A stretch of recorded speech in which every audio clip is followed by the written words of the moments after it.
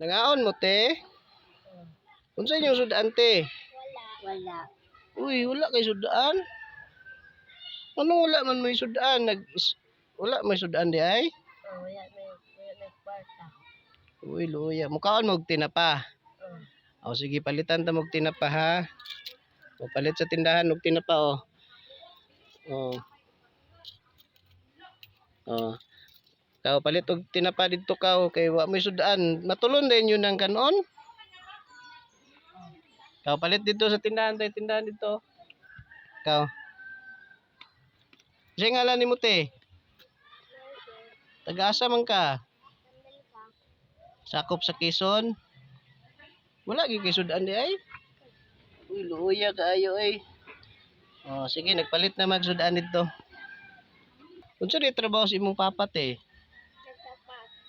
Sa tubo? Imong mama? Wala. Pila mo kay igsuon? Limara. Oh, bantog ra lisod giday mo no. Pila ni tinapa mo kaon mo ani te?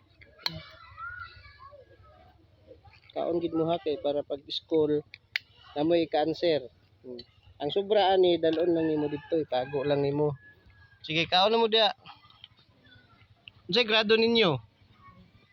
Oh, sige kaon kay para pag sulod sa klase maka-answer mo kay naisudaan. Tapos ang sobra ng tinapa ibutang ninyo sa balunan ha. Oh, sige. Unsa man inyo ika-istorya? Oh, sige. Kaon mo ha. Oh. Pwede ra man na ibubo te. Ibubo na lang te, bubo sa iya nya, bubo pod sa imuha. Nya pagkuha dahig suda, kuhag isda. Paspas lang og kaon. Kay malate na mo sa school, nagsugod na. Wala may klase.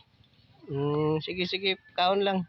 Naa sila nangaon sa gawas sa school kay maulaw daw sila mukaon dito sa sulod kay wala daw sila isudaan. So nakita na ko sila kay naman ko diri nagparking. Nako sa gawas sa school nagparking tapos sila po duha kay ingon nila wala daw sila klase. Na sila sa gawas nangaon nasa ubos sa kanang dakong kahoy. Luoy biya, naluoy ko ba? Kay pag lili na ko sa ilang balunan wala sila sudaan. Puro sa kanoon niya akong giduol nga wala sudaan so ako na lang gipalitan og tinapa. Luoy biya, luoy kayo. Luoy ko ba? So ako na lang gipalitan og sudaan.